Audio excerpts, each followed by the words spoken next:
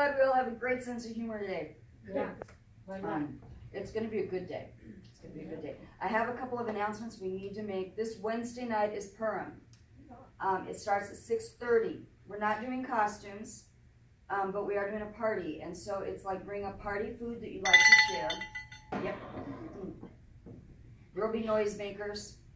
There will be a reading of a telling of the story. We're not going to read it verbatim out of the Torah, but there's a telling of the story where we get to make noise and we get to hip hip hooray and all that fun stuff. Okay, it's a great story, the story of Esther, and we're going to talk about how God sometimes delivers us through a hidden hand, even to the point that, there's a big deal made out of the fact that God's name is nowhere found in the book of Esther, right? It's not found there. But it is. It's in the Hebrew. And it's in an acronym form. So you have to know it. You have to look for it. So we may do a word search or two, where I print up some Hebrew pages and say, see if you can find his name. See if you can find the ineffable name, the marvelous, beautiful, wonderful name that God gave Moshe. The Yod He, the Vav He, all of that. And it's a beautiful, beautiful idea that God sometimes hides himself. But even as he is hidden, he delivers. He brings deliverance. He never leaves us alone. So that's Purim, and that's Wednesday night, and I don't know yet who's making the Hamatasan or what. So if you're wanting to do some of that stuff, let me know. There are some traditional foods for Purim. There are whatever. It's a party. So it'll be finger foods mostly. We also have Messianic Dance Camp coming up on March 11th, which is a Sunday. Ralph and Mindy Seda, who've been traveling the nation for several years, teaching people dance, teaching people how to do the basic steps, but also how to dance to some of the worship. And they've got some really cool, really nice new worship music that they do. And it's always up to date. They don't always teach the old stuff. They teach some of the new stuff. They will be here. Registration is from 2 to 3. Dance camp itself will start at 3 promptly, hopefully. There's a schedule. It's on the flyer that's on the table back there. Make sure you take the flyers. Make sure you invite people.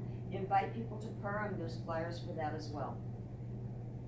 And then following that, actually the Sabbath prior to that, on the 10th, which is a Sabbath, we're going to be having our next Sabbath Streams board meeting. So if you have concerns that you want to bring to the board, let one of us know so that we can address them. That's on the March 10th, that afternoon. We're still doing Hebrew classes on a regular basis. Today we are going to be doing a little bit of a review of some of the first letters, to talk about the gospel and the alphabet. So if you've missed, it's okay, you can catch up. We're going to do some reviews every week. So we're doing a little bit of review, and then we're going to look at the letter Ayin, which the word Ayin means eyes, or eye. Ayin means an eye. So the letter Ayin has to do with our vision, and we're going to talk about vision. And we're going to talk about how that all works together in Hebrew. Am I missing any?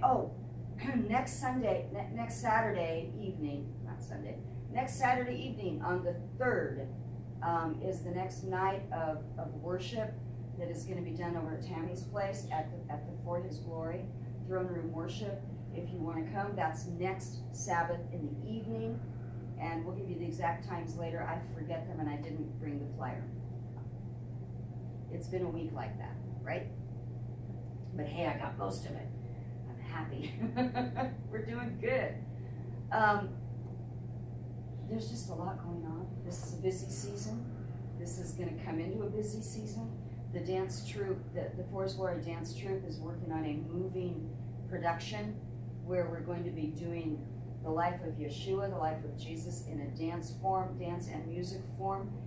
Right now we've got 4 different churches scheduled. We're going to be out in Chiloquin on Palm Sunday morning. We're going to be in Bonanza Palm Sunday evening. That's going to be a busy day. And I don't know all the rest of the dates, but I believe on Resurrection Sunday we're going to be at Fairhaven Church of God. Fairhaven is the church that owns this building that we rent from, that have given us so much grace and so much favor. So if you can come to one of those, you ought to come. It's going to be good. I actually get to sing this time. Yes, something easy. No dancing? The dancing does not come naturally to me. It takes work. But dance is a powerful way to worship the Lord. With Janie not here today, with Moshe not here, would you lead our dance today again? Please. Here's the thing. It doesn't all have to be the pre-setup. That we know how to dance to. Well, and here's a lot of fun. There's like 3 basic steps that once you learn those steps, you can just put them into any song. And so you just kind of follow the dance leader. We've been to conferences where we had no clue what they were doing, but the dance leader would go, that way, and we knew to follow the hand signs. Mayim, Jerkazia, or whatever. That's some of the stuff that Mindy will be teaching at the dance camp. And they're really good at teaching it. And they're really good at making it fun. And we've put it out to the public already, and I've already had some phone calls and some interest shown from people that are not part of the congregation. It would be nice if we had more interest shown. So share the story, bring as many as we can. Same thing for Purim. Bring people. It's a great opportunity to invite the public to something that they can enjoy, because it's a party, but they can also hear about God. It's both. Yeah, you should have seen what I wrote versus what the paper printed yesterday. But that's okay. It got in the paper, so maybe we'll have some of that. I don't know. I think it is time to worship. It's past time to worship. I need to worship. You probably need to worship. We need to let the past week go. We are coming into the Lord's Day. We are bringing everything that has hit us in this past week, and we're going to say, Lord, it's yours. I'm going to let it go for now. I'm going to let it go. It's up to you. Because, here's the deal. Nothing surprises God. Nothing takes him by surprise. And even if it doesn't look like he's working, he's working.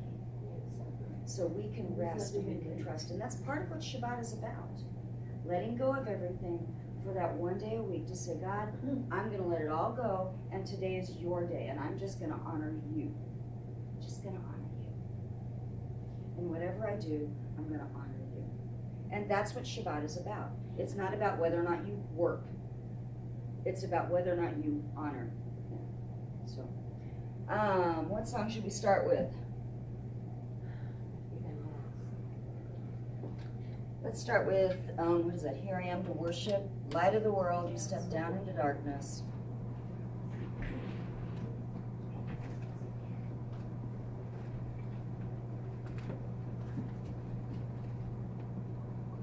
And here I am to worship, and here I am to bow down. It would help if I turn this on too.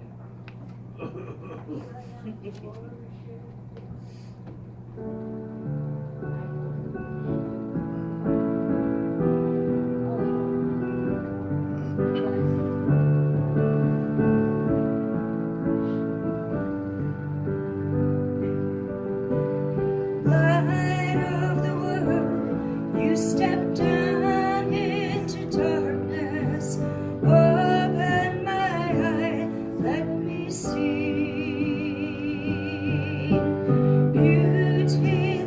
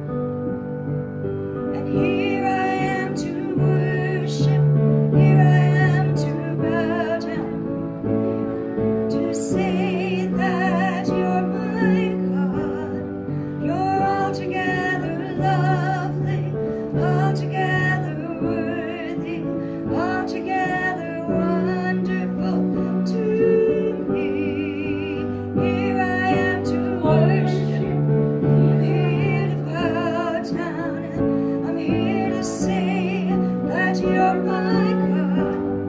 You're altogether lovely, altogether worthy, altogether wonderful to me.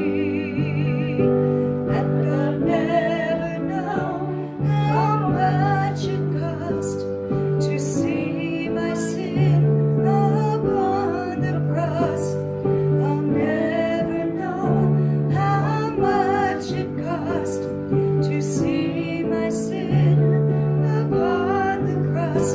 No, I'll never know how much it cost to see my sin upon the cross. I'll never know how much it cost to see my sin upon the cross. But here I am to worship, here I am to bow down, here I am to say that you're my God. You're altogether lovely, altogether worthy, altogether wonderful to me.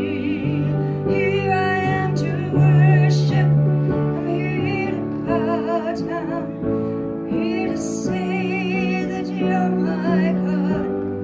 You're altogether lovely, altogether worthy, altogether wonderful to me. Light of the world, you stepped down into darkness. Open my eyes, let me see.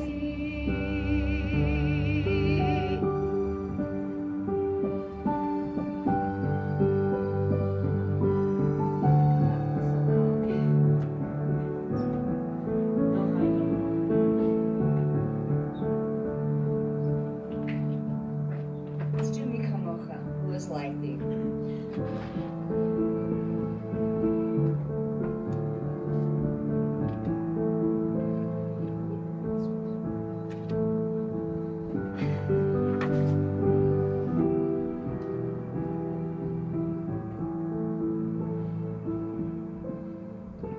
Mi kamocha ben Adonai.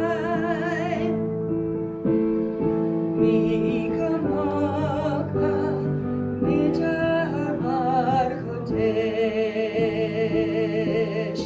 Mi kamocha ben Adonai.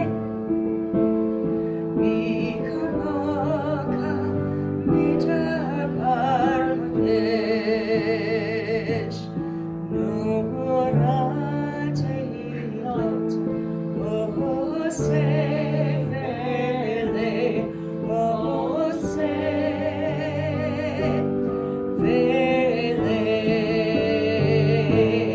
Who is like thee, O Lord, among the gods? Who is like thee, Lord? There is no one else.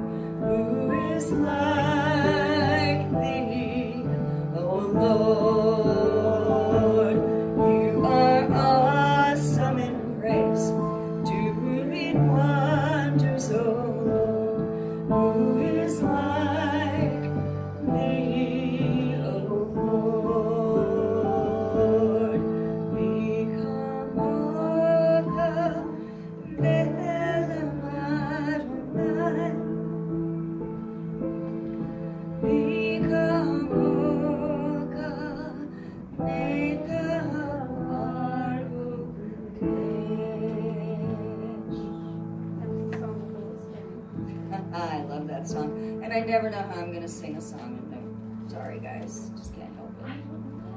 Gadol Elohai, how great is our God? I will find it in a Maybe second. she remembers. Yeah, I do. Okay. You're good. This, and then you spin that way. Okay. You take this one, then you spin that way. Then you do another line, then you do the half, then you spin.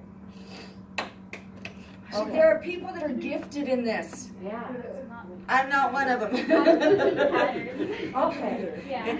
Yeah, and that's the same thing as So with you want to music. There are so I can patterns, follow you?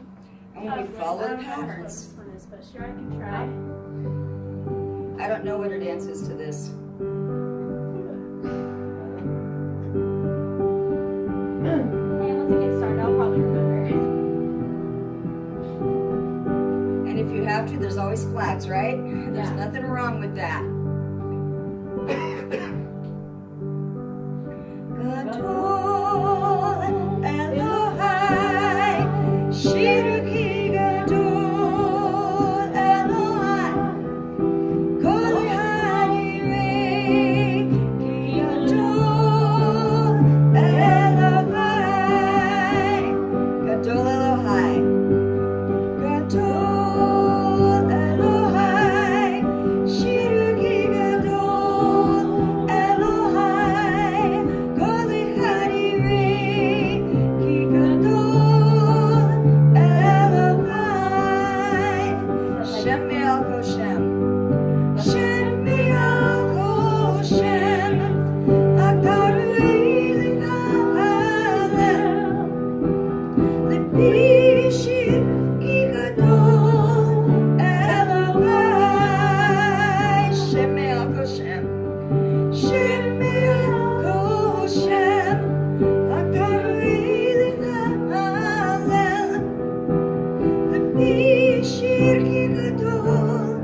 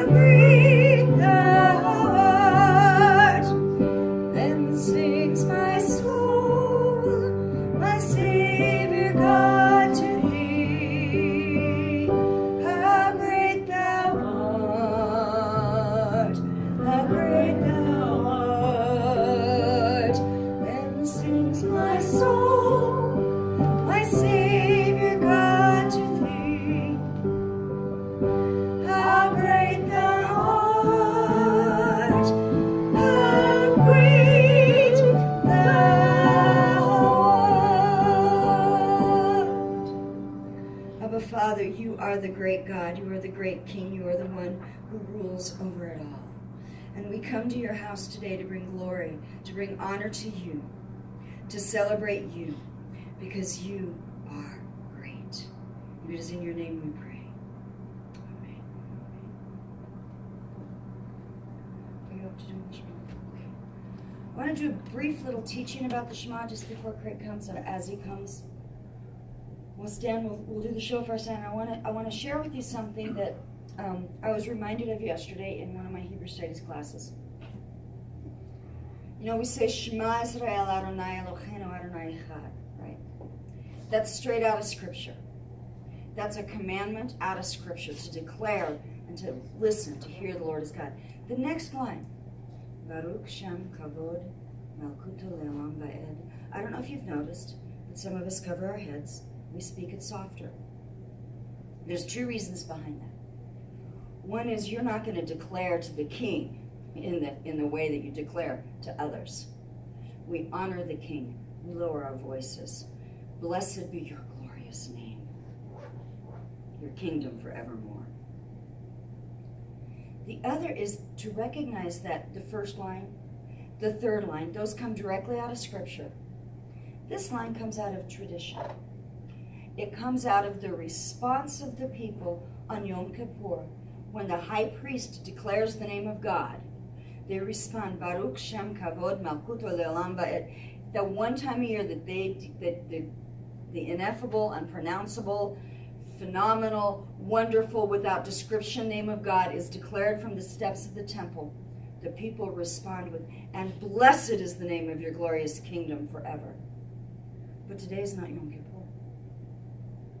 Today we are not declaring it loudly. Today we are sharing it softly to acknowledge that it is not a commanded prayer. It is a response from our quieted, awesome hearts. And so when we read that line, we read it a little softer. When we sing that line, we sing it a little softer. And that's out of tradition. Don't let anyone tell you that they've mixed up Torah and tradition and they get them backwards or they get it wrong. Because right here demonstrates an acknowledgement that Torah is greater than tradition. Torah is declared. Traditional response is a little softer to acknowledge that. Greg, would you come and lead us in the shofar? Can you blow the shofar today? Okay. He still has stitches. and some days are better than others. Some days it hurts more than others. But he's still got stitches, so it's like get the stitches out on Tuesday, I believe. I think so.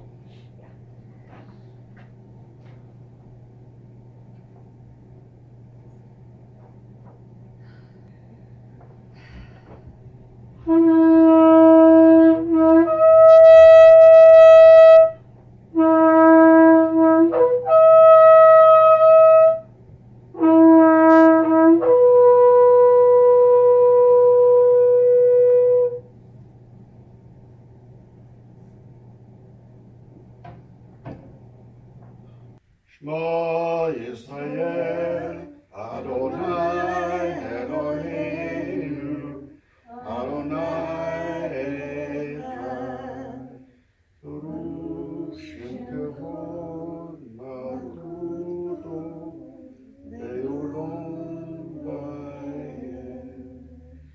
Ve'ahavta et Adonai Elohecha, U'kol levavecha, u'kol nafshecha, u'kol modecha. Ve'hayu habarim ha'aleim, Esher Elokim Matzokayim, Ala bavecha. V'shinam tam levadecha v'teparta pam, V'shakta v'tetecha u'v'letecha, V'arek u'shafeka kamecha, U'kshartam le'olot al yedecha, Ve'yu le'totafot b'inecha, U'tavtam el mozozot b'itecha, U'v'isharecha, Ve'havta lecha kamocha. Hear Israel, the Lord is our God, the Lord is one. Blessed be the name of his glorious kingdom forever and ever. And you shall love the Lord your God with all your heart, and with all your soul, and with all your might. And these words that I command you today shall be in your heart. And you shall teach them diligently to your children, and you shall speak of them when you sit at home, and when you walk along the way, and when you lie down, and when you rise up. And you shall bind them as a sign on your hand, and they shall be for frontlets between your eyes. And you shall write them on the doorposts of your house and on your gates. And you shall love your neighbor as yourself. Would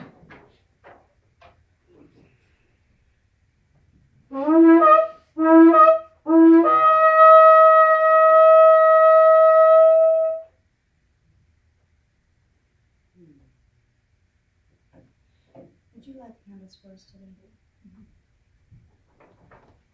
Okay.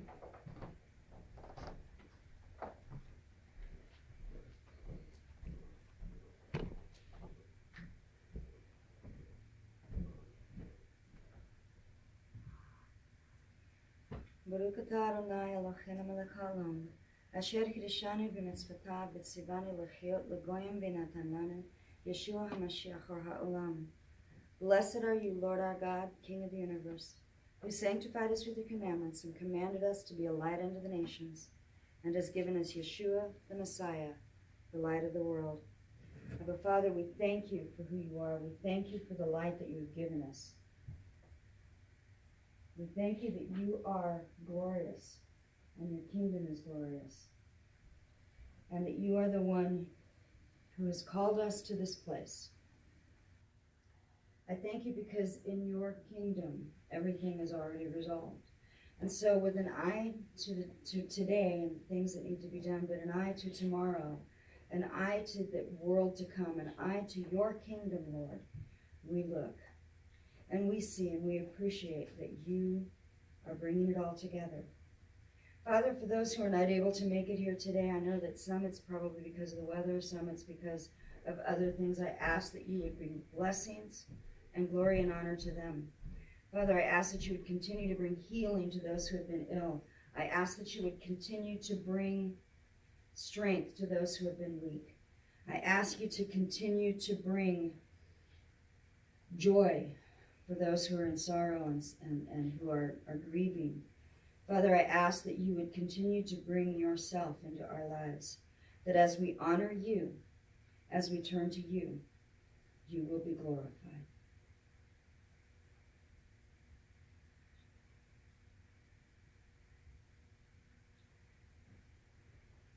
And Father, I thank you for this snow. I thank you for this snow because we need this snow. We need it in the mountains. We need it around us. Our farmers need it for this summer. We've already declared the drought. Father, let that be a false declaration. Let the snow come. Let the watershed be lifted up, raised up to where you want it to be. Abba, Father, that you would multiply and increase that which we need for our bread, we need for our supply in this community. And I thank you because I know that that is something you can do. You can do. You have done it before, and you will do it again. And I thank you in the name of Yeshua HaMashiach, our Lord and our Savior.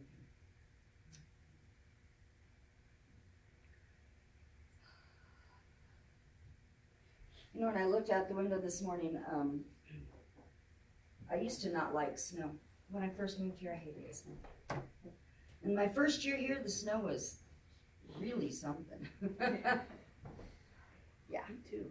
My first winter in Klamath, the snow shut things down, not just for a day, but permanently. JCPenney, we had a JCPenney store here, and the roof caved in. And I was working at Mazama at the time in a teaching assistant's position, and the roof of the gym caved in. And I mean, you know, it was just one of those winters, right? And we shoveled the snow off the roof of the house and literally walked off the roof. That's how deep the snow had become. And I was afraid people were going to fall in the snow, you know, but they didn't. They just kind of walked. I'm like, okay. So for those of you who think this is a lot of snow, it's just the beginning. And it's okay.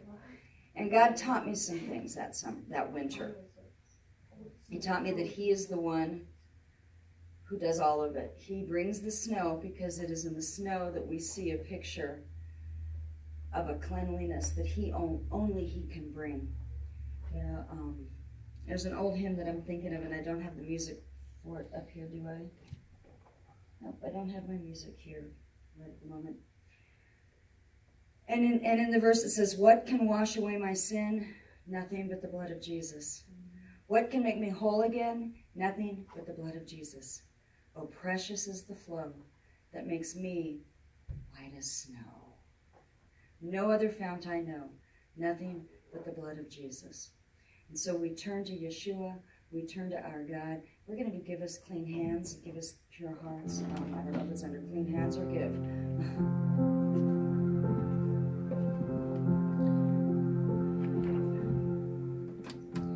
And ask the Lord to give us that cleanness, to bring to us that which is necessary for us to serve Him. We bow our hearts, we bend our knees. Spirit, come, make us humble. We turn our eyes from evil things. Lord, we cast down our idols. So give us clean hands, give us pure hearts. Let us not lift our souls to another. Give us clean hands, give us pure hearts. Let us not lift our souls to another. We bow our hearts, we bend our knees. Spirit, come, make us humble. We turn our eyes from evil things. Lord, we cast down our idols. So give us clean hands, give us pure hearts. Let us not lift our souls to another. Give us clean hands, give us pure hearts. Let us not lift our souls to another. God, let us be a generation that seeks, who seeks your face, O God of Jacob. God, let us be a generation that seeks, who seeks your face, O God of Jacob.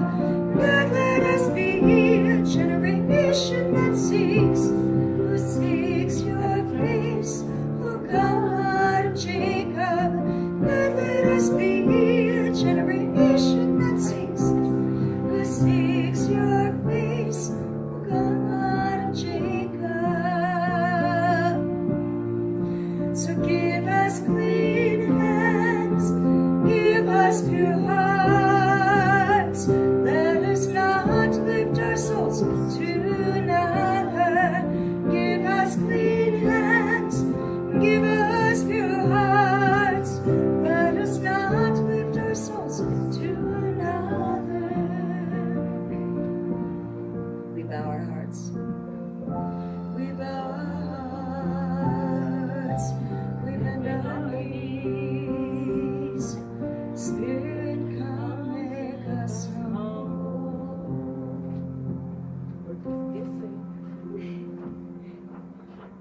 Let's do God of Restoration. We haven't done that one for a while. I just remember little bit.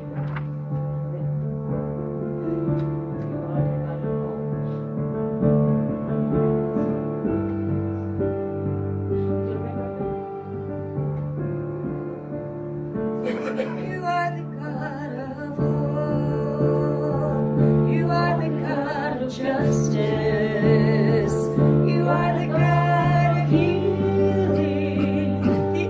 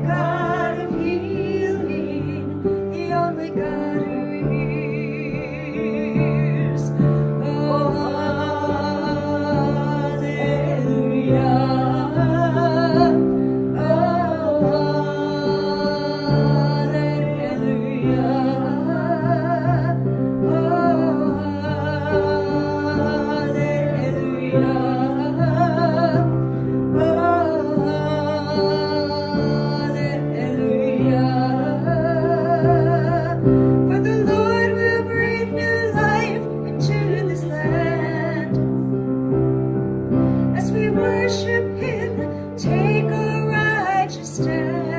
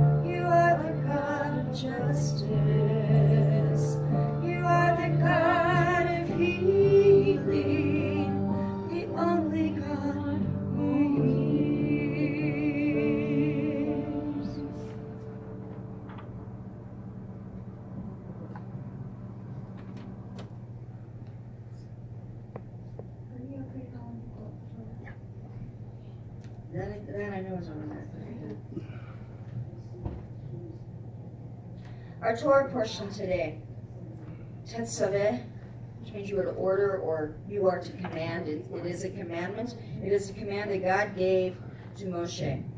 An interesting thing we mentioned, Esther, and how God's name is not ever in the book except in a hidden form, right? Moshe's name is nowhere in this Torah portion. It's the only Torah portion we read where Moshe's name is never mentioned. It's not even hinted at.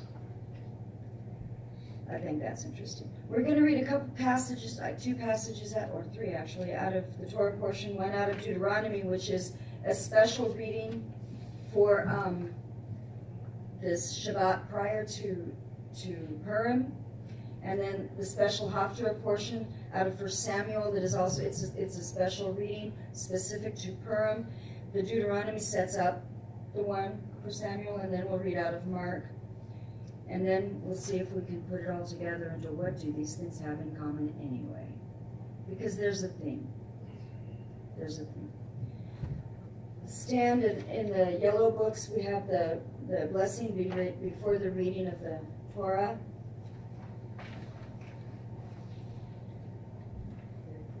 Birchat HaTorah, it's on page 30. It's the first one on page 30. And read it with me if you want to.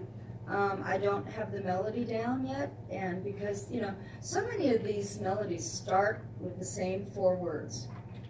And my brain automatically goes to one, and it doesn't ever, it's like, by the end of it, I know what the melody is for this one, but I still don't have my brain trained to shift gears that quickly. So if someone wants to learn these, we can put you in connection with Moshe, and he'll teach you how to do it so that we can have someone lead in this part too, besides me. The melody is actually not that different from the Shema melody. Yeah, it's just slightly different than the other Baruch Atah Adonais. That's what gets me. So anyway, the blessing before reading the Torah, Birchat HaTorah, blessing before. Baruch Atah Adonai Eloheinu melech ha'olam, asher bachar banu michol ha'amim v'natan lanu et Torato. Baruch Atah Adonai Noten HaTorah. Blessed are you, Lord our God, King of the universe, who has chosen us from among all the people and has given us his Torah. Blessed are you, Lord, giver of the Torah. Amen. Sherry, would you come up, please, and read Exodus 27, 20 through 28, 29.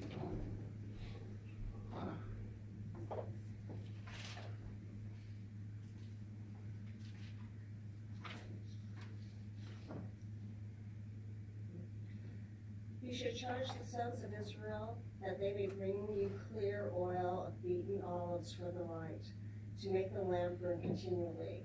In the tent of meetings outside the veil, which is before the testimony of Aaron and his sons, shall keep it in order from evening to morning before the Lord. It shall be a perpetual statute throughout their generations for the sons of Israel. And bring near to yourselves Aaron your brother and his sons with him from among the sons of Israel to minister as a priest to me, Aaron, Nabad and Abinhu and Elzar and Ithamar, Aaron's sons. You shall make holy garments for Aaron your brother, for glory and for the beauty. You shall speak to all the skillful persons who I have endowed with the spirit of wisdom, and they make Aaron's garments to consecrate him, and may minister as a priest to me. These are the garments which they shall make: a breastpiece, and an ephod, and a robe, and a tunic, and checkered work, a turban, a sash, and they shall make holy garments for Aaron your brother and his sons, and he may minister as a priest to me. They shall take the gold and the blue and the purple and the scarlet material and the fine linen. They shall also make the ephod of gold, of blue and purple and scarlet material and fine twisted linen, the work of the skillful workman. It shall have 2 shoulder pieces joined to the ends that may be enjoined. The skillfully woven band which is on it shall be like its workmanship, and the same material of gold, of blue and purple and scarlet material and fine twisted linen. You shall take the 2 onyx stones and engrave them the names of the sons of Israel. 6 of the names of the one stone, and the name of the remaining 6 on the other stone according to their birth. As a jeweler engraves a signet, you shall engrave the 2 stones according to the names of the sons of Israel, and you shall set them filigree settings of gold. You shall put the 2 stones on the shoulder pieces of the ephod, and the stones of the memorial of the sons of Israel, and Aaron shall bear their names before the Lord on his 2 shoulders of a memorial. You shall make the filigree settings of gold, and the 2 chains of pure gold. You shall make them of twisted cordage work, and you shall put the corded change of the filigree settings. You shall make a breastpiece of judgment, the work of skillful workmen. Like the work of the ephod, you shall make it of gold, of blue, and purple, and scarlet material, and a fine twisted linen you shall make it. It shall be square and folded double, a span in the length, and a span in the width. You shall mount on it 4 rows of stones. The first row shall be a row of ruby, topaz, and emerald. The second row, turquoise and sapphire and diamond. The third row shall be jacinth, agate, and amethyst. And the fourth row, a beryl and onyx and jasper. They shall be set in gold filigree.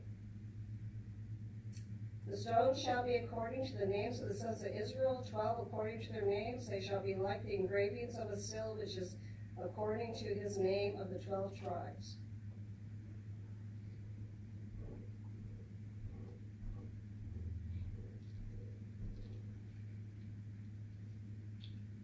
Chris, would you come forward, please, and read Exodus 29, 1 through 28.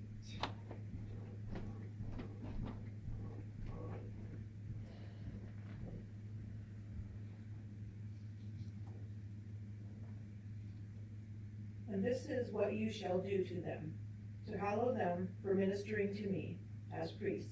Take 1 young bull and 2 rams without blemish, and unleavened bread, unleavened cakes mixed with oil, and unleavened wafers anointed with oil. You shall make them of wheat flour. You shall put them in 1 basket, and bring them in the basket, with the bull and the 2 rams. And Aaron and his sons you shall bring to the door of the tabernacle of meeting, and you shall wash them with water.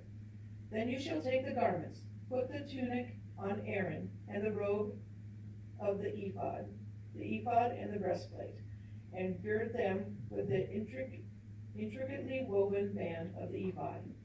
You shall put the turban on his head, and put the holy crown on the turban. And you shall take the anointing oil, pour it on his head, and anoint him. Then you shall bring his sons, and put tunics on them. And you shall gird them with sashes, Aaron and his sons, and put the hats on them. The priesthood shall be theirs for a perpetual statute, so you shall consecrate Aaron and his sons. You shall also have the bull brought before the tabernacle of meeting, and Aaron and his sons shall put their hands on the head of the bull. Then you shall kill the bull before the Lord by the door of the tabernacle of meeting. You shall take some of the blood of the bull and put it on the horns of the altar with your finger, and pour all the blood beside the base of the altar. And you shall take all the fat that covers the entrails, the fatty lobe attached to the liver, and the 2 kidneys and the fat that is on them, and burn them on the altar. But the flesh of the bull, with its skin and its offal, you shall burn with fire outside the camp. It is a sin offering. You shall also take 1 ram, and Aaron and his sons shall put their hands on the head of the ram, and you shall kill the ram. And you shall take its blood and sprinkle it all around on the altar. Then you shall cut the ram in pieces, wash its entrails and its legs, and put them with its pieces and with its head. And you shall burn the whole ram on the altar. It is a burnt offering to the Lord. It is a sweet aroma, an offering made by fire to the Lord. You shall also take the other ram, and Aaron and his sons shall put their hands on the head of the ram. Then you shall kill the ram, and take some of its blood, and put it on the tip of the right ear of Aaron, and on the tip of the right ear of his sons, on the thumb of their right hand, and on the big toe of their right foot, and sprinkle the blood all around the altar. And you shall take some of the blood that is on the altar, and some of the anointing oil, and sprinkle it on Aaron, and on his garments, on his sons, and on the garments of his sons with him. And he and his garments shall be hallowed, and his sons' garments shall be garments with him. Also you shall take the fat of the ram, the fat of the tail, the fat of that covers the entrails, and the fatty lobe attached to the liver, the 2 kidneys and the fat on them, the right thigh, for it is a ram of consecration. 1 loaf of bread, 1 cake made with oil, and 1 wafer from the basket of the unleavened bread that is before the Lord. And you shall put all these in the hands of Aaron, and in the hands of the sons, and you shall wave them as a wave offering before the Lord. You shall receive them back from their hands, and burn them on the altar as a burnt offering, as sweet aroma before the Lord. It is an offering made by fire to the Lord.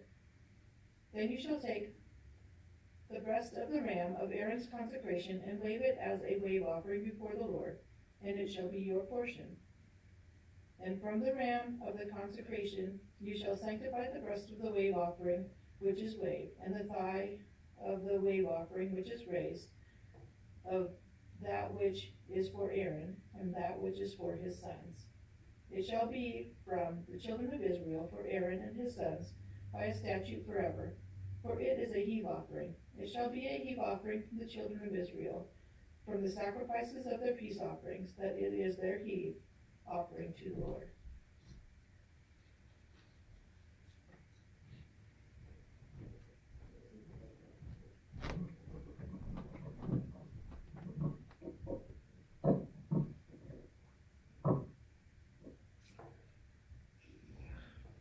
Next, Exodus 29, 38 through 30, verse 10. Juliana, please come forward.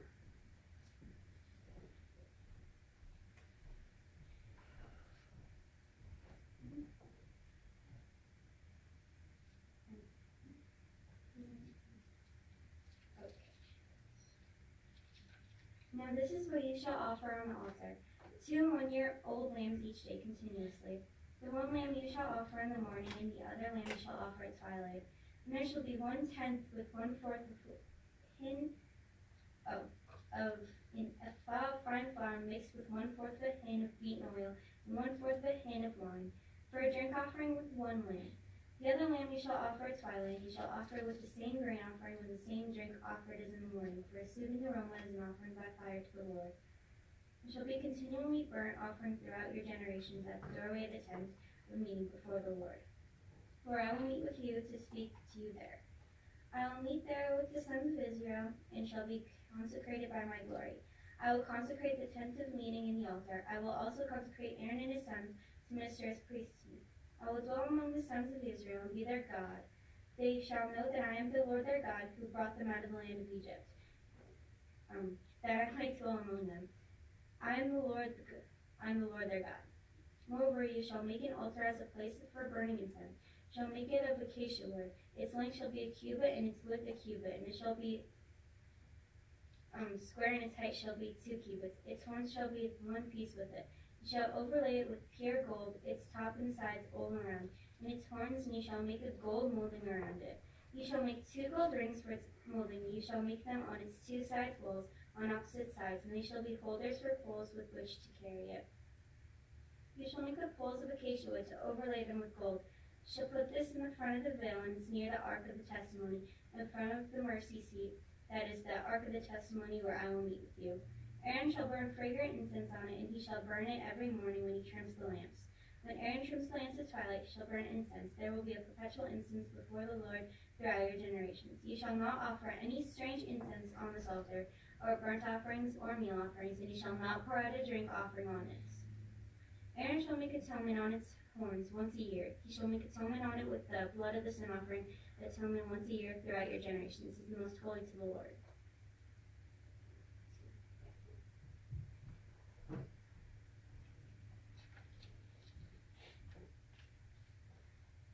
All right, Deuteronomy 25, 17 through 19.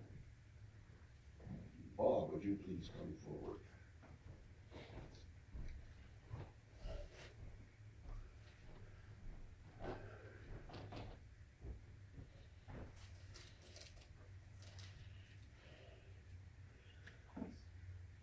remember what the Amalekites did to you as you were coming from Egypt.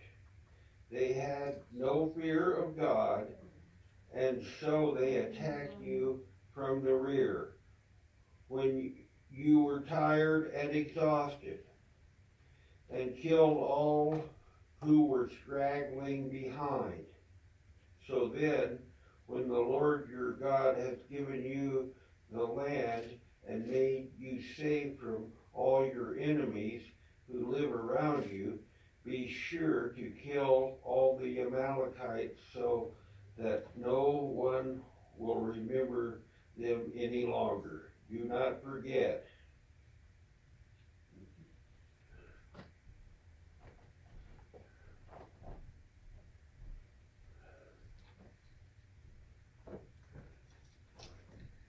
The blessing after the reading of the Torah. Please stand. Birkat HaTorah. Page 33. Baruch atah Adonai Eloheinu melech haolam, asher natan lanu Torat emet v'kiyei olam nata betochenu. Baruch atah Adonai noten haTorah. Blessed are you, Lord our God, King of the universe, who has given us the Torah of truth and has planted eternal life in our midst. Blessed are you, Lord, the giver of the Torah. Stay standing and we'll do the reading before the Hofstra, which is the middle of page 31.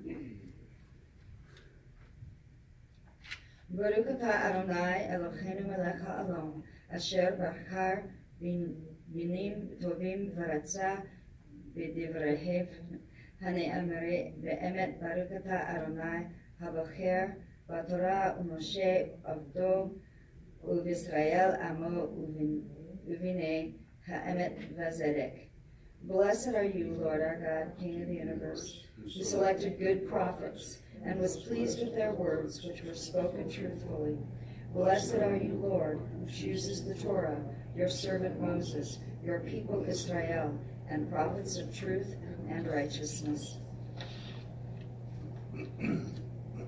Michael, would you come forward, please, read 1 Samuel 15, 10 through 31.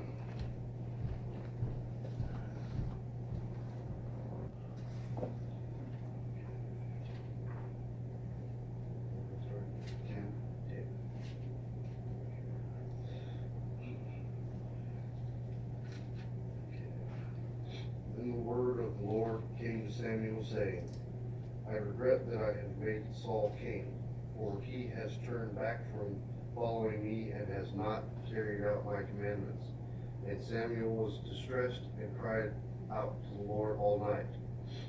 Samuel rose early in the morning to meet Saul, and it was told Samuel, saying, Saul came to Carmel, and behold, he set up a monument for himself, then turned and proceeded on down to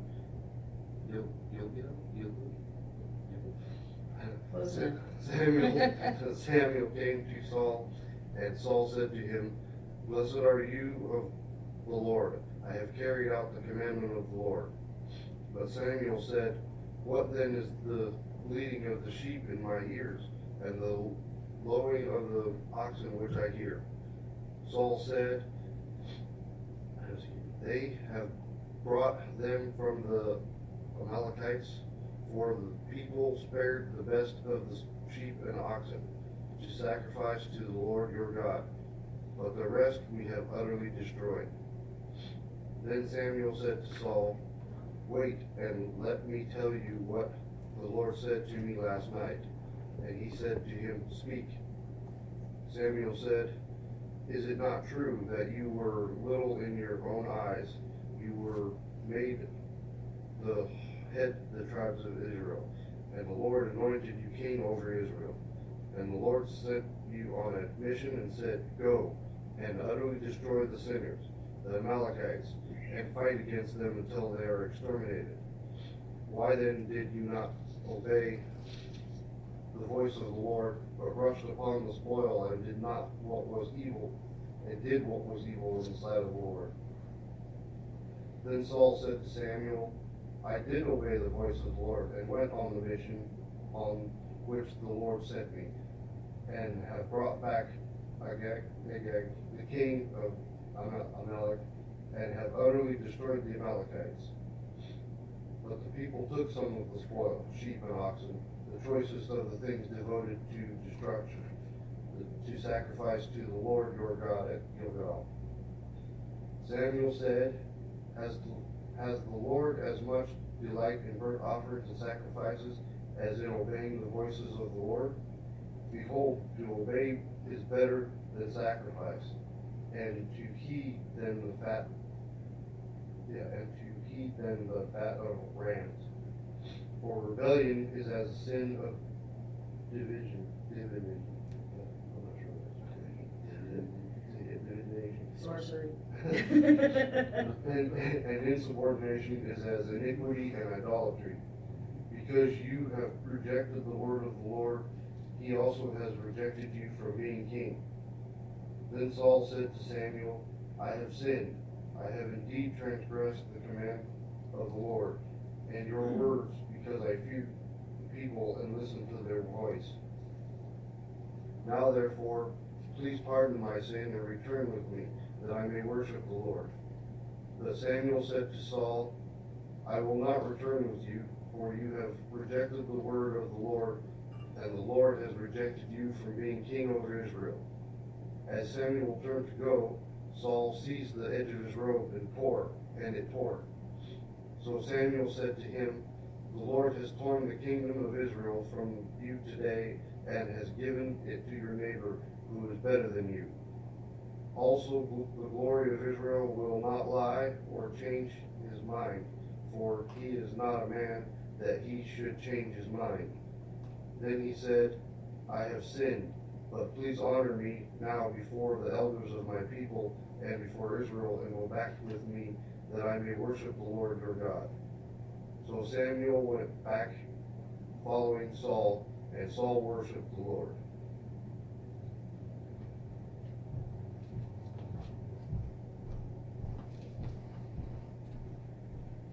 The lesson after the Hofstra is on page 32. Let's see if I can do this better this week than I did last week. Still learning some of these. Baruch atah Adonai Eloheinu melech ha'olam, zer kol ha'olamim, zadik v'chol hadorot ha'el ha'neman ha'omer, v'oseh ha'mdaber u'mekayim shechol devarav emet v'zarik ne'aman atah hu Adonai Eloheinu, ve'enaman v'dardicha v'dara echad מברך עקור לא ישוב רחם כי אל מלך נאמן ורחמן אתה ברוך אתה אדוני האל הנאמן בכל גדריו. Blessed are you, Lord our God, King of the universe, Rock of all eternities, faithful in all generations, the trustworthy God who says and does, who speaks and makes it come to pass, all of whose words are true and righteous. Faithful are you, Lord our God, and faithful are your words. For not one of yours is turned back unfulfilled. For you are a faithful and compassionate God and King.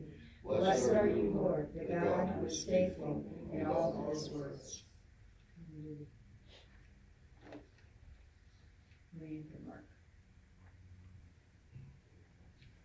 Mark 6:14 through 29, Stacia.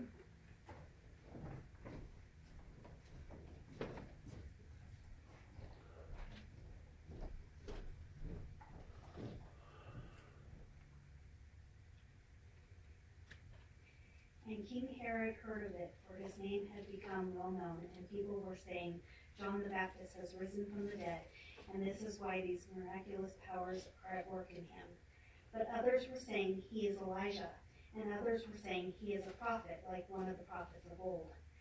But when Herod heard of it, he kept saying, John, whom I beheaded, has risen. For Herod himself had sent and had John arrested and bound in prison on account of Herodias, the wife of his brother Philip, because he had married her. For John has been saying to Herod, it is not lawful for you to have your brother's wife. Herodias had a grudge against him, and he wanted to put him to death and could not do so. For Herod was afraid of John, knowing that he was a righteous and holy man, and he kept him safe, and when he heard him, he was very perplexed. But he used to enjoy listening to him. A strategic day came when Herod, on his birthday, gave a banquet for his lords and military commanders and the leading men of Galilee. And when the daughter of Herodias herself came in and danced, she pleased Herod and his dinner guests, and the king said to the girl, "Ask me for whatever you want, and I will give it to you." And he swore to her, "Whatever you ask of me, I will give it to you, up to half of my kingdom." And she went out and said to her mother, "What shall I ask for?" And she said, "The head of John the Baptist." Immediately she came in a hurry to the king and asked, saying, "I want you to give me at once the head of John the Baptist on a platter." And although the king was very sorry, yet because of his oaths and because of his dinner guests, he was unwilling to refuse her. Immediately the king sent an executioner and commanded him to bring back his head.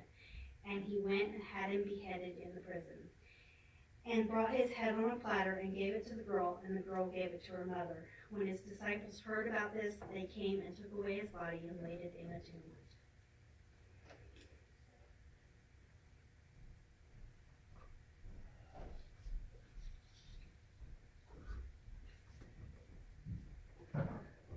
I'll do one more song before I teach and share with you what God showed me out of these passages that seem so different and yet carry the same theme.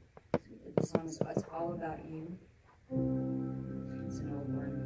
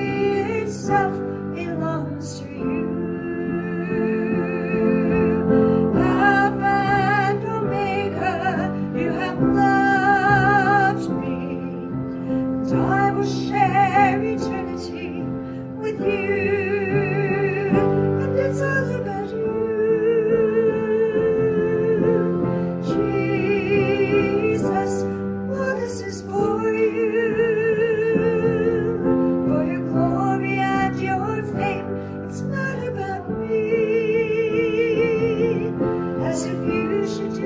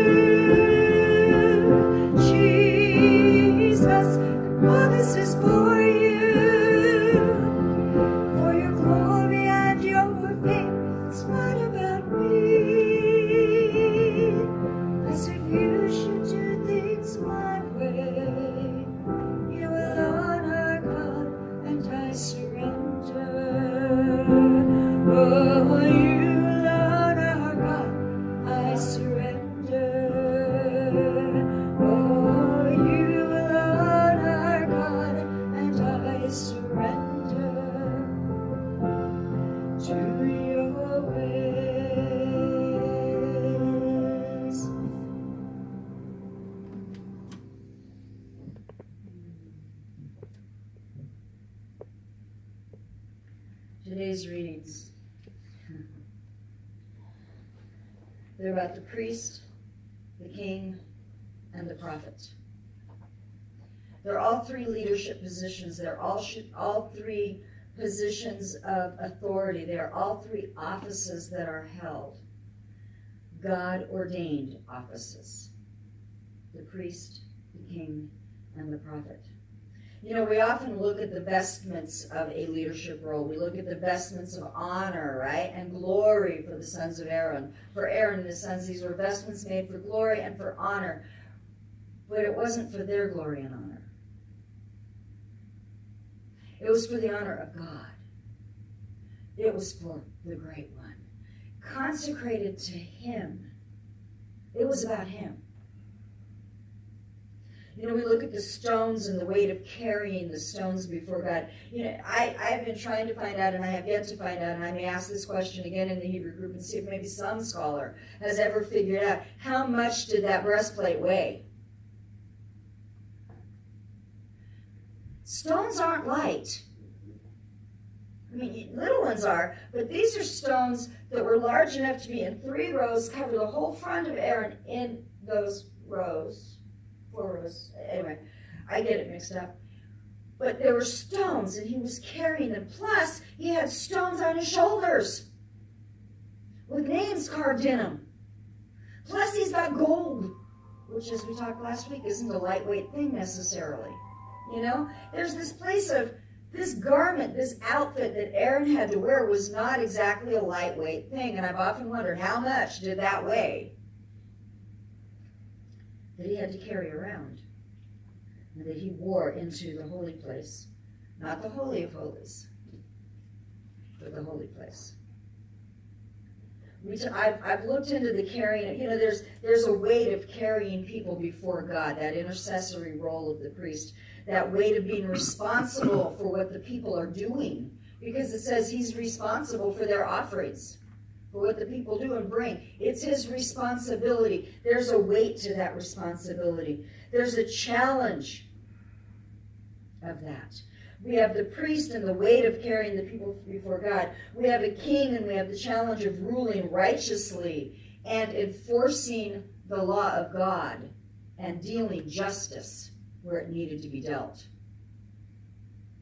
And then we have the role of the prophet who declared judgment even as he called for repentance, but he was still declaring judgment. That's not an easy role. There's a reason I never wanted to be a prophet. I read the prophets. I know what God had them do. I know how difficult their life could be. I didn't want to do that. I don't know about you. You know, there really is no easy office to be had. There really isn't. You know, it's not easy to be a leader. Just look at the before and after photos of our nation's presidents. Have you ever done that?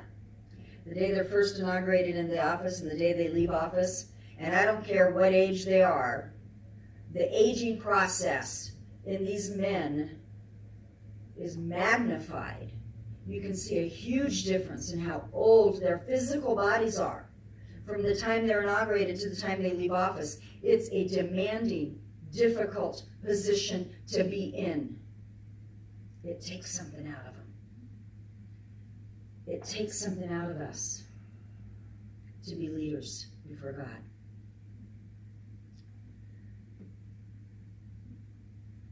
Being a leader often looks really glamorous. It looks fun, it looks wonderful, but it takes its toll if you're serious about the role. It takes its toll. As Aaron is preparing to step into the office of the priesthood, there are some things that he and his sons are told to do that they have to do, right? And we read some of it, and I'm going to look at just a little bit of that in chapter 29. It says in verse 29, verse 10, it says that as they consecrate Aaron and his sons, bring the young bull to the front of the tent of meeting. Aaron and his sons are to lay their hands on the bull's head, and you are to slaughter the bull in the presence of Adonai at the entrance to the tent of meeting. Take some of the bull's blood and pour it on the horns of the altar. With your fingers, pour out all the rest of the blood at the base of the altar. Take the fat that covers the inner organs, the covering of the liver, the 2 kidneys with their fat. Offer them up in smoke on the altar, but the bull's flesh, skin, and dung you are to destroy by fire outside the camp. Think about this. This is a picture, by the way. Each one of these sacrifices is a picture of something that God expects of his people, particularly of his leadership. And we have Aaron and his sons putting their hands on the head of this young bull. The next step is the one, it says take one of the rams, the first one, and you are to lay your hands on the ram's head and slaughter the ram, take its blood and splash it on all the sides of the altar. Quarter the ram, wash the inner organs, lower the lower parts of the legs, put them all on put them with the quarters and the head.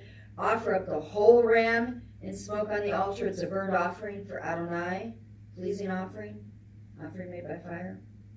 Then take the other ram, so there's 2 rams in a bowl, right? Take the other ram, Aaron and his sons are to lay their hands on that ram's head. They're to slaughter the ram, take some of the blood and put it on the lobe of Aaron's right ear, the lobe of his son's right ears, on the thumbs of the right hand, on the big toe of the right foot. Take the rest of the blood and splash it on all sides of the altar. Take some of the blood that is on the altar and some of the anointing oil and sprinkle it on Aaron and his clothing and on his sons and the clothing of his sons. And it goes on that says, put it all, and then he has them gather other parts of the sacrifice and says, put it all in the hands of Aaron and his sons. They are to wave it as a wave offering in the presence of Adonai. Then take it back and burn it up in smoke on the altar. Then take the breast of the ram. So there's a part of the meat that's kept aside, right? A part of the animal. The breast of the ram is kept aside for Aaron's cut. Wave it as a wave offering. It's your share. That means you're supposed to eat this. This is the meal part. And then it says to consecrate the breast of the wave offering and the thigh of any contribution that is waved and raised up, whether from the ram of consecration or from anything else. It's meant for Aaron and his sons. This belongs to Aaron and his sons as their share perpetually. Due from the people of Israel, it's a contribution. Okay, so each sacrifice has a representation. As they place their hands on the head of the ram, on the head of the bull, on the head of the other ram, as they place their hands, they are literally putting a part of themselves onto that animal. That's what placing the hands on the animal represents. It doesn't represent it, oh, hi, sweetie, I'm petting you. That's not what it's about. It's not comforting the animal before they slaughter the animal. It's saying, this is me, and I'm going to take myself and everything that is about me, and I am going to lay my hands on this animal, and I'm going to transfer to this animal myself. This animal now stands in my stead. What happens to this animal represents what is to happen to me. It's not an easy process, and we're not supposed to get desensitized to it. Slaughtering an animal is not supposed to be an easy process. I have a friend whose daughter became a vegetarian because she couldn't stand the thought of looking in the eyes of the cow and then eating it. But when you lay your hands on the head, you are looking at the animal. It's not easy. The life of that animal is your life. We have to understand that. We also are to treat the animals with respect and honor, and that's why slaughtering needs to be done in an appropriate manner. And purchasing our meat from places that do that would be really nice to do if we can figure out who does that, right? But there's this place of, it's not supposed to be easy, it's not supposed to be fun, it's not supposed to be a game, it's a serious matter. The one who wants to be a priest before God is going to have to expect to put himself on that animal. He's going to have to expect that he's going to die to himself. The young bull represents the youth and the strength of Aaron and his sons. His youth, his strength, it all is laid down before God. You can expect not only to die to yourself, but to be consumed by the service of the Lord. These sacrifices are consumed on the altar, right? They're burned up. If you want to be a high priest, you have to die to yourself. You have to expect to be consumed. You have to be sprinkled with the blood of your offering, and be poured out before God. Your blood literally is poured out before God. You know, there's this place of, I don't like getting blood on my clothes. When I'm cooking and stuff, it's like that's one of the first things. If I'm processing meat and it looks like I've gotten anything on my clothes, it's like that immediately goes off and gets washed, right? And yet here they're putting it on them on purpose. They're sprinkled with the blood of their offerings. It's costly. It's expensive. They expect to be poured out before God. The blood is literally poured out. And even with the bull, part of it is actually totally unacceptable to God, and it's taken outside and burned away, right? So there's parts of us that are unacceptable to God that need to be taken out, taken away, and moved away, and burned up. Then at the end of it all, because that sounds pretty heavy, right? At the end of it all, they get to actually share in some good food, a great barbecue. They get, they get to share in the offerings of the people. Their provision is made through the offerings of the people that they represent to God. Their provision gets made that way. This is part of the cost. This is the cost of the glory of the office of a priest. It's costly. The king. Yeah, we're going to get to the king. You know, the king, in 1 Samuel, we see a king. He is a Benjamite. Samuel is a Benjamite. And for some reason, God chose him and anointed him as the first king. And then God asked him to do something. He told him to take care of the words out of Deuteronomy that we read prior to reading his story. That when you have rest, when you are in the land, when you've got the land and it's yours, when you have the king set up, get rid of the Amalekites. Get rid of the Amalekites. And here's why. Because they were picking you off, because they had no fear of God, because they are a cruel and vicious people.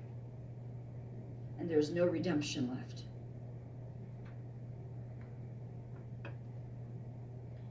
Blot them out completely. And this isn't, by the way, the first time that Saul is given a command of God that he kind of waffles on.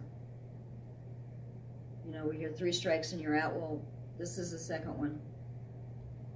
And it was serious enough. The first one was where he was told to gather an army and then to wait for Samuel to come, and Samuel was going to offer a sacrifice, and then they were to go to war, right? And they were there, and it took a little while, and Samuel didn't come as quickly as he wanted him to. And Saul saw the people growing impatient, and he was afraid that they were going to leave, and he would lose his army while he's waiting. And he was afraid that while he was waiting, the enemy was going to have seen them and come and attack them before they could get a chance to do their job, right? So all these fears went through his head, and rather than wait for the prophet, he went ahead and offered up the sacrifice himself. And as he was finishing the process, the prophet showed up. He showed himself to be a bit impatient, not waiting for God's man, not waiting for what he was told to wait for.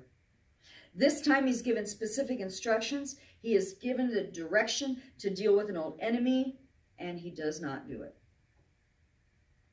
Well, he sort of did. He did part of it. Most of it even. But he didn't do it all. And he didn't follow complete directions. He thought he knew better than God. In verse 9 of 1 Samuel 15, it says, Shaul and the people spared Agag. That's the king. He spared the king. He spared the leadership of the enemy. I mean, I would understand sparing the little children. That would make sense to me. But he spared the king? He spared Agag along with the best of the sheep and the cattle, and even the second best, and also the lambs and anything that looked really good to them, because they weren't inclined to destroy these things, but anything that was worthless or weak, they destroyed. Well, now they're acting like the Amalekites did, where the Amalekites destroyed the weak. but they're not taking care of the leader. They're not following through as God told them to do. It seemed a waste to him. Can't waste this plunder. My goodness, this is good stuff. I know God said to get rid of it, but I can redeem this. I can take care of this. I can make this better, right? If God says to get rid of something, get rid of it. There's a reason. There's a reason, and we don't always understand all of God's reasons, but he told him to do this. He gave him explicit instructions. It was all to be destroyed. And then when Samuel comes, not only did he disobey because he thought he knew better than God, and he and the people thought they knew better than God, but when Samuel shows up, Samuel's coming, he runs and meets him. Hey, look, I did what God ordered. I did it. You did? Then why do I hear the cows? Why am I hearing sheep? What am I hearing? If you did it, why do I hear this? And King Saul, in typical human fashion, immediately says, no, I did do it. I did do what God told me to do. He's total denial. You know, like the kid whose hand is in the cookie jar. I didn't take the cookies. Your hand's stuck in the jar, honey. Well, that proves that he couldn't get the cookies out. You might let go of the cookies, and then you can pull your hand out, right? I didn't get into it, Mom. I'm not the one, right? And it's all over their face, right? This is exactly what he did. I obeyed. I did what I was supposed to do. And then why this? Then, when he does admit to disobeying a little bit, he blames somebody else. That's the next one, right? I didn't do it. Sister did. Brother did. This one did, right? The other one did. He told him. Shaul said to Samuel, I did not pay attention to what Adonai said. I did too pay attention to what Adonai said. I did. I really did. I carried out the mission that Adonai sent me on. I brought back Agag, king of Amalek. I destroyed Amalek. But the people took some of the spoil.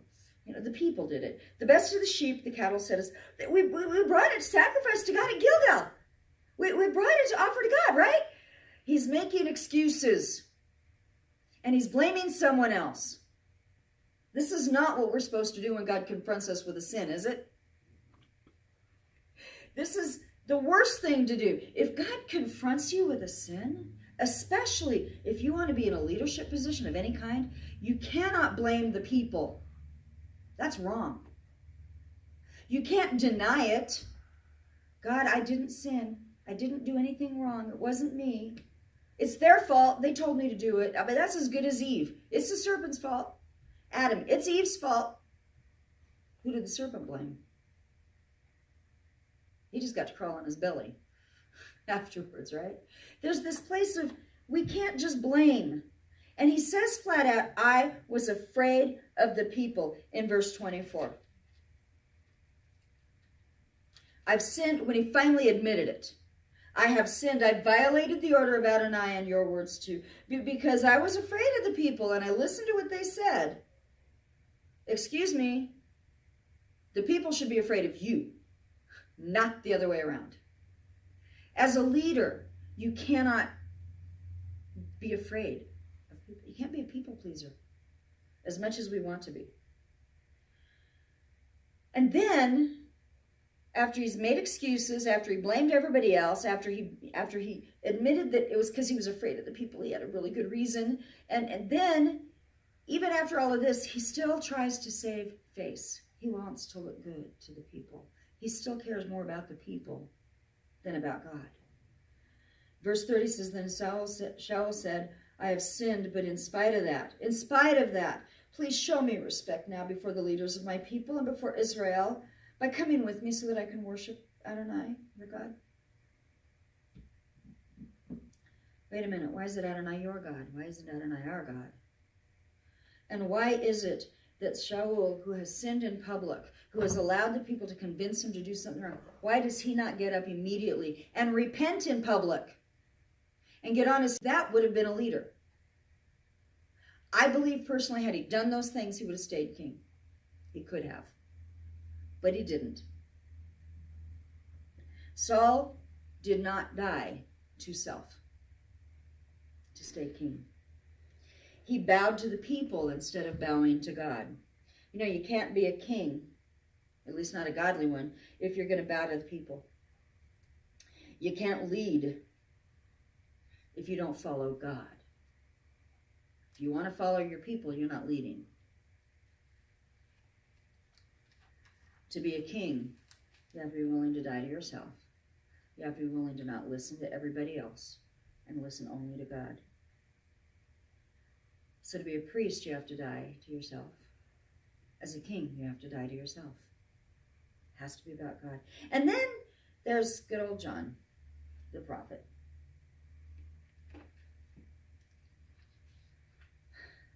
John, who stood before a wicked king and did not hold back the truth. Herod was a half-Jew. He was a half-Jew. He claimed to be Jewish. That's how he got the position he got. And it wasn't for the fact that he married his brother's wife after his brother died an untimely death without children, and then he took her to take care of her and to give a child after for his brother's sake, right? This was not following Torah. He had his brother killed. And he took his wife. And he was not fathering children by her in order to raise up his brother's heritage. He was doing it all to make himself more secure in his position. It was all about power. It was all about authority that wasn't his to have. And the prophet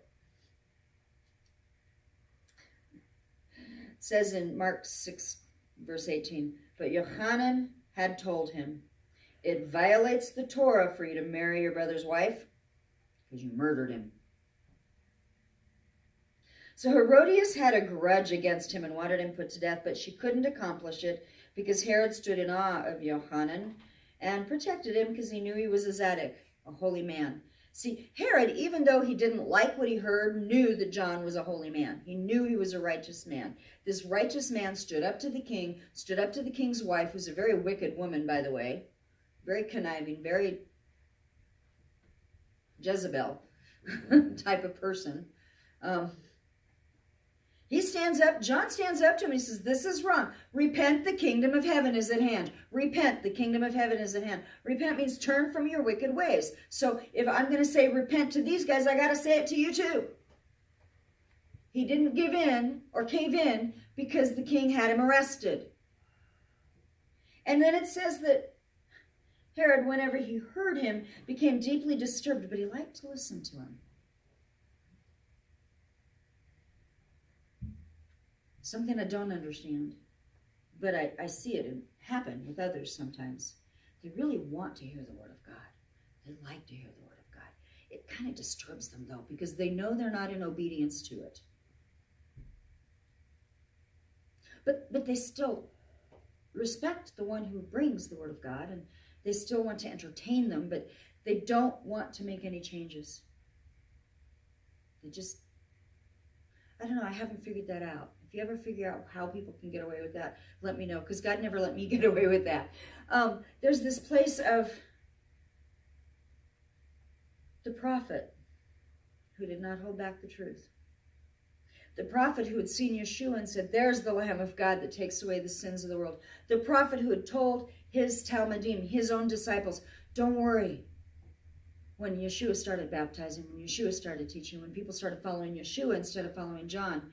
And John said, don't worry about it. He's going to get bigger and I'm going to get smaller. And it's okay. And it's as it should be. Even in knowing that his ministry was going to come down, he acknowledged Yeshua. Even in knowing that he was pulled apart, that he was pulled aside, that he was not in a safe place, he still didn't hold his mouth shut. And what did it cost him? It cost him his life. It cost him his life. In this case, it literally cost him his life in a very physical and real way. You want to be a prophet? Really? It might cost you your life. You want to be a leader? You want to be a king? You want to have people follow you? It's going to cost you. You're going to have to quit being a people pleaser. You're going to have to stand up for what's right. You're going to have to do what's right before God. Even if you don't like it, even if you don't understand it, if God has said to do it, you've got to do it. Whether you understand it or not, you got to do it if you want to be a leader.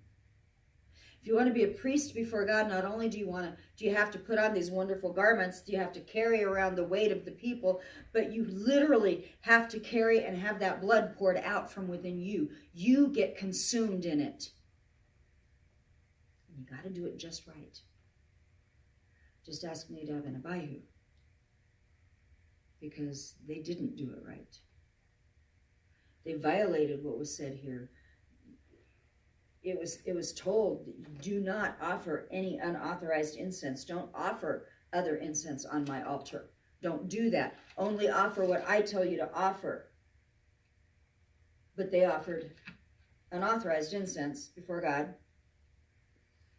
and they died instantly. You know, it would be really easy in today's society if the judgment of God came that quickly. It would be much easier to be a leader if you could look at that and go, yeah, okay, fine. That's not going to be me. It'd be easier to be a king if you had a prophet to come and correct you and help you. But you got to be willing to listen to the prophet. I don't know how much easier it would have been to be John. I don't know. I still don't like the idea of being a prophet. I still don't like it because it does cost. And by the way, Yeshua said to count the cost before you follow him. He said count the cost. One of his parables is about a man who, he says, really, who starts building a building without counting the cost and making sure they can afford it? Someone who looks like a fool, right? We have buildings in this town that got built just before the big bust in real estate, that are beautiful buildings that have been sitting empty for how many years now? And the people that invested in them, it's like, you really were a fool, weren't you? You really weren't paying attention to the market. You weren't paying attention to what was happening. You invested everything, and some of those people really lost everything. You've got to pay attention. You've got to be willing to count the cost. I will tell you something. There's good news, too. I mean, this all sounds pretty bad, right? But there's good news, too. Part of that good news is, if you're willing to count the cost, God will take care of you. He helps with all of it. He strengthens all of it. He makes it all work. And by the way, not everyone is called to one of these offices. Not everyone is called to one of these offices. Someone has to bring the sacrifice that gets divided up so that Aaron and his sons can eat the breast, the thigh, right? There have to be people that aren't priests that bring their offerings. There have to be soldiers in the army of the king. And what if some of those soldiers, and when Saul had started to spare the battle, what if one of them had stood up and said, wait a minute, Saul, the prophet said to destroy them. Didn't God say destroy them? What if those men, instead of bringing Saul down as a leader, what if they lifted him up before God? That would have helped, wouldn't it? We have to have followers who lift up the leadership. We have to have people that are bringing the offerings. We have to. If we don't have any of that, then the offices the priests are going to go hungry. And that did happen.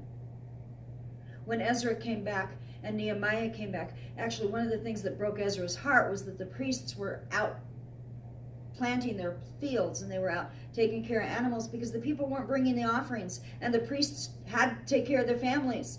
They were made to work away from the temple in order to supply their families. And that was one of the things that Ezra really nailed him on. Bring your stuff in. Malachi, bring your stuff in. Bring in the offerings. Take care of the house of God, and God will take care of you. Not all are called to be a prophet. Thank goodness he had Talmudim. He had students who came and got his body and buried it and took the message to Yeshua. See, we're not all called to be in the leadership position. You've got to have the students. You've got to have the workers, the warriors. You've got to have the behind the scenes. You've got to have the people bringing the offerings. It all works together. And guess what? Sometimes those behind the scenes positions are just as important as the one who stands up front. In fact, without those other positions, the one who stands up front can't do anything. There's nothing to do. The office can't be fulfilled in God's way. So the good news is, not everybody's called to this full cost. I think, though, as disciples of Yeshua, we are all called to give our all to him. Period. In whatever way, in whatever position, in whatever event, in whatever thing God has called you to do, you are called to give it your all. That's simple. Not everyone's going to be the priest. Not everyone's going to be a king. Not everyone's going to be a prophet. But every one of us is to bring our offerings. Every one of us is to serve in the army of God. Every one of us is to be the student and study and learn. Every one of us is to do what God has called us to do.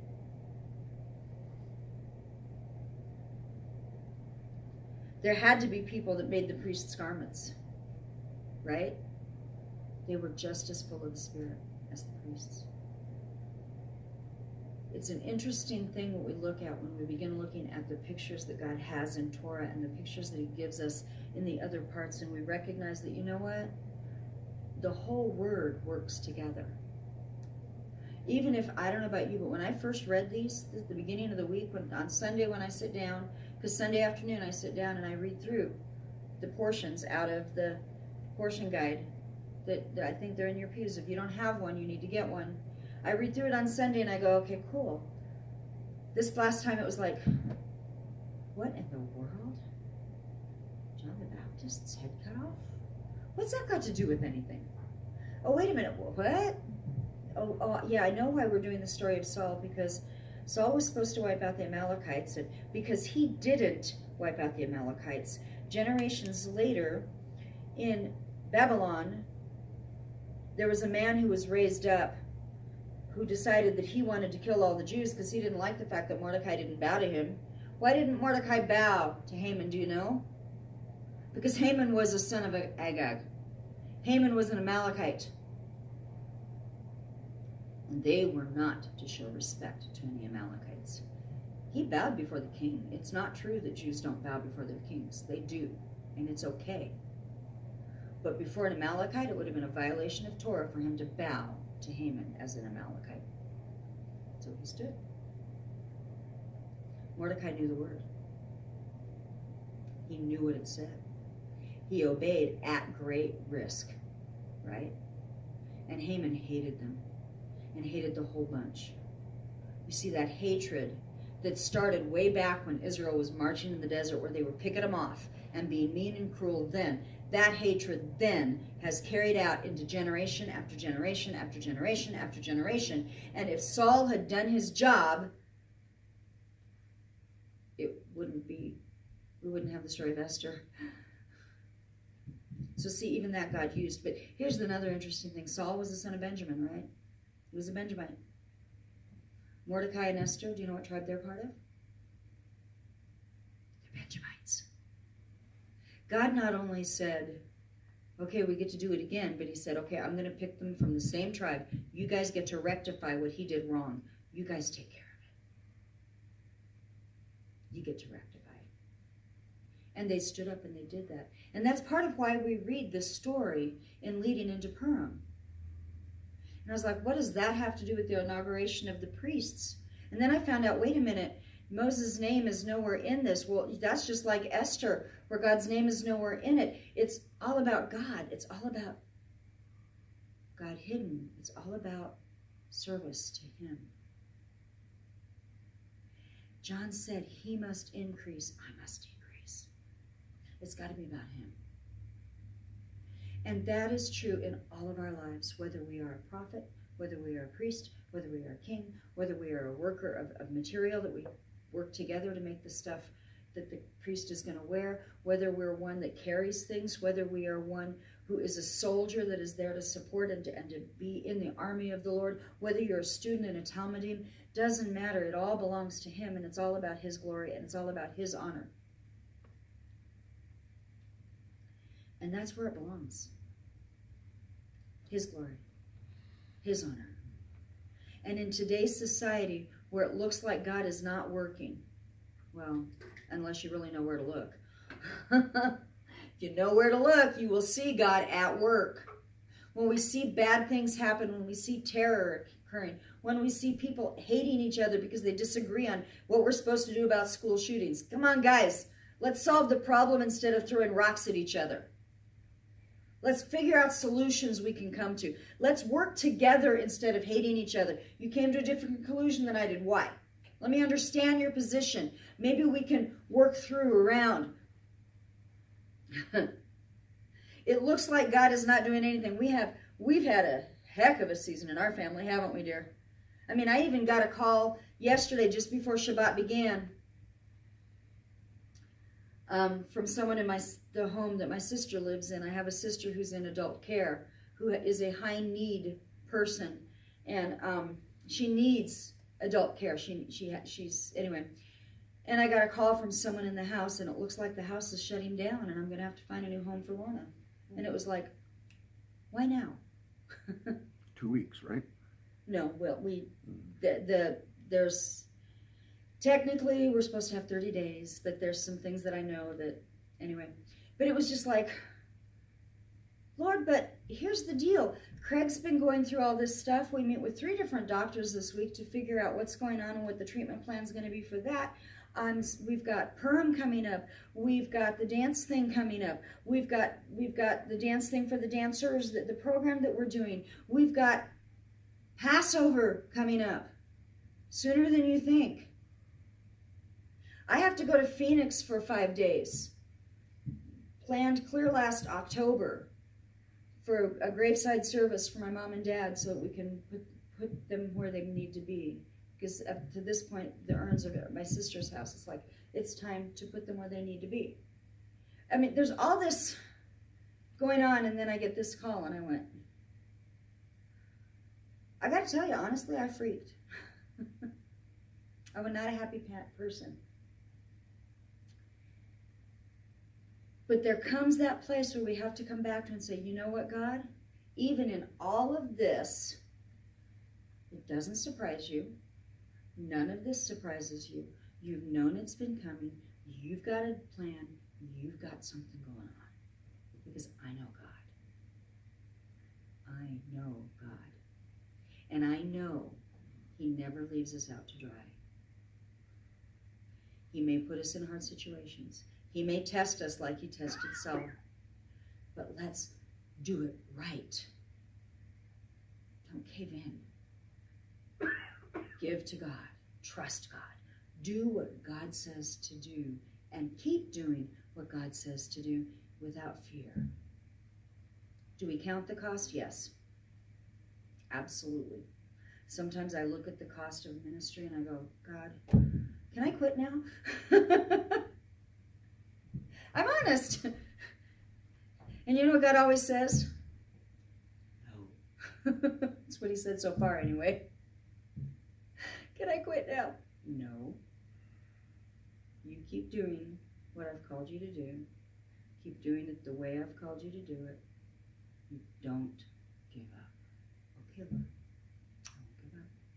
I may be bloody. I may get poured out on the altar like the priest, you know. I may have stuff splash on me. I may not be the most beautiful thing in the world. May end up getting my head cut off at some point, right? You know, here's the deal. If we have an eye to him, it will all be worth it. It will all be worth it. When the disciples asked Yeshua, when the rich young ruler turned away, because he asked Yeshua, what do I do to be saved? And he said, sell everything you have. Give it to the poor. Come and follow me. And the guy walked away, and the disciple says, well, God, Jesus, we gave up everything. What's there for us? We gave up everything for you. And he says, you will be rewarded. You will be rewarded. There is a reward. The banquet is going to be great. It's going to be good.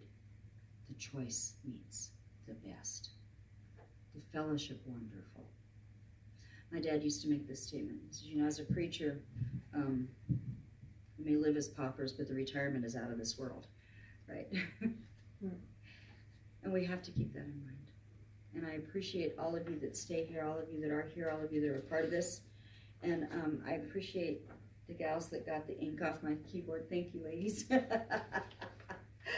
I broke a pen on the keyboard and I had red all over it, and it was like, it looks like I bled, but it wasn't. It was a pen, I swear. How do I get ink off of it? And we had ladies that do that. I have some certificates here that I was hoping that Moshe would be able to give out, but you know, the Hayasod class that we did? You know, some of you actually came through it really well. Some of us, we're going to do it again. We are going to do it again. But I wanted to acknowledge and honor those who were able to finish it and who did well. So, Stacia, this is for you. I made Moshe sign them. You completed it. Did good. Do you understand things more now? Yes. Michael, I have one for you also. The Hayasod program is a great foundation program. We have another one coming up, and we'll be doing it after Passover is done. We're going to schedule classes of Hayasod and also the Shabbat series. Sherry. These are the ones that were at almost every single class or made up classes if they missed one. I've got one for Shirley, but she's not here today. Bob.